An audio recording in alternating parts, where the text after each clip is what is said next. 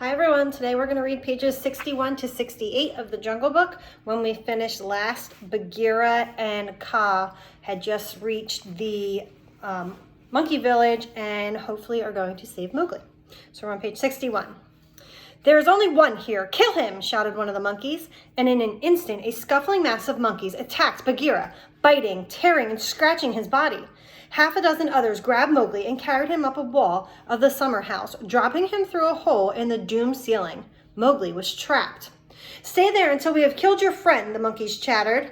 "Later we will play with you, if the snake's dwellings here haven't killed you first." Mowgli wasted no time giving the snake's call. "We be of one blood, you and I," he said in a long hiss. "Lower your hoods," replied the dozens of cobras living in the house. The cobras relaxed then and let their hoods drop down. They would not attack Mowgli. "But stand still, little brother, or you will crush us with your feet." Mowgli stood still and quiet, peering through the open carvings of the summer house. The fight around Bagheera was awful and furious, and the Black Panther bucked and twisted under the throng of monkeys. For the first time since he was born, Bagheera was fighting for his life. Mowgli was full of worry and remorse and desperately wanted his friend's help. "Roll to the water tanks and plunge in," Mowgli called, for he knew that the monkeys would not follow the panther into the water.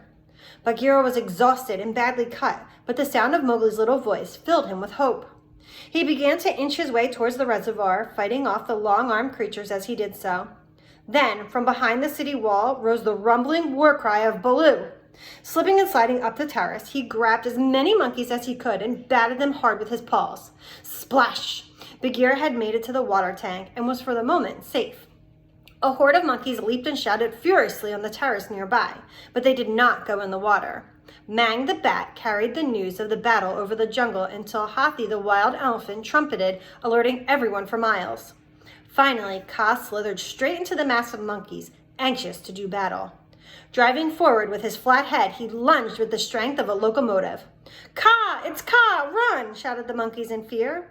Generations of stories had taught them to be deathly afraid of this monstrous python. To them, Kaa was a terrifying creature who could slip along the branches as quietly as moss grows, steal off with the strongest monkey that ever lived, or make himself look so much like a rotten stump that even the wisest monkey was deceived until he was caught and strangled.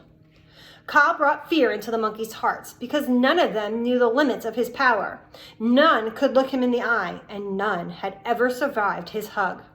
Stammering with terror, they ran to the walls and roofs of the long deserted houses.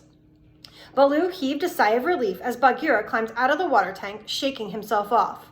Mowgli did a little dance inside the summer house, being careful not to trample the snakes, and hooted like an owl.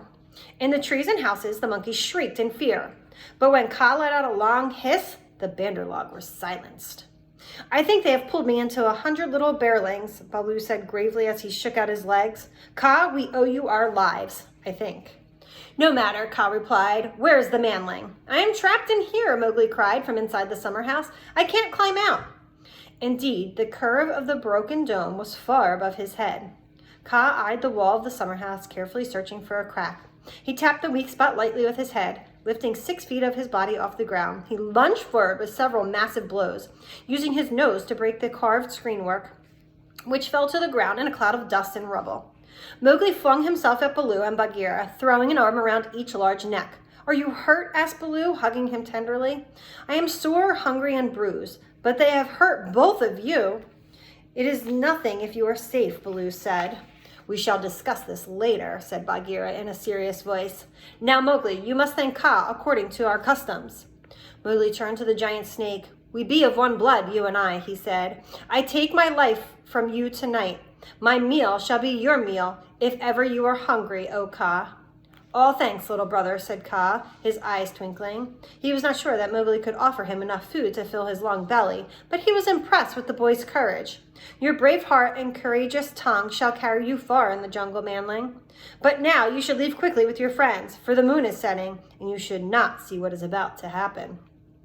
Above them, the moon was sinking behind the hills, and the shadows of the trembling monkeys looked ragged and fringed. Kaa glided to the center of the terrace and snapped his jaw together, forcing the monkeys to look at him. Now Kaa Now begins Kaa's dance of hunger, he said to the monkeys. Sit still and watch, all of you. Kaa began to move, weaving his head from left to right as he made circles on the terrace. Then he made loops and figure eights with his long body and oozy triangles that melted into squares and five-sided figures, and coiled himself into mounds, never pausing or changing his pace, and singing a low, humming song. He danced until the moonlight disappeared. Besides Mowgli, Bagheera and Baloo stood still as stones, growling in their throats. Their neck hair stood on end. Banderlog, Kaa shouted. Can you move without my order? We cannot, O Kaa, the monkeys replied together. Indeed, they had been hypnotized by the python's dance. Good, said Kaa. You must all come one step closer to me. The monkeys followed Kaa's order, as did Baloo and Bagheera. Mowgli reached up and pulled his friends back. As soon as he touched them, the panther and the bear started as if wakening from a deep sleep. Closer, Kaa ordered the monkeys. The Banderlog stepped forward again. Keep your hand on my shoulder, said Bagheera with a shiver, or I will have to do as the snake says. It is only Kaa making circles in the dust, Mowgli said, as the three slipped away into the jungle. As a man-cub, he had not been lured by the dance, and his nose was all sore. His nose was sore because of you, Bagheera reminded him.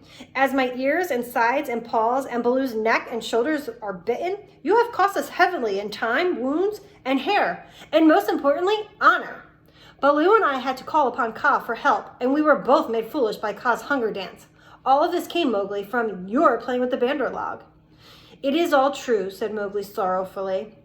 I did wrong, and both of you are wounded. I know that the law of the jungle says I must be punished. Bagheera raised a paw and gave Mowgli 6 love taps, which would have hardly awoken a young panther, but were serious blows for a young boy. But when it was over, and Mowgli jumped onto the panther's back and returned to his own jungle, sleeping soundly the whole way.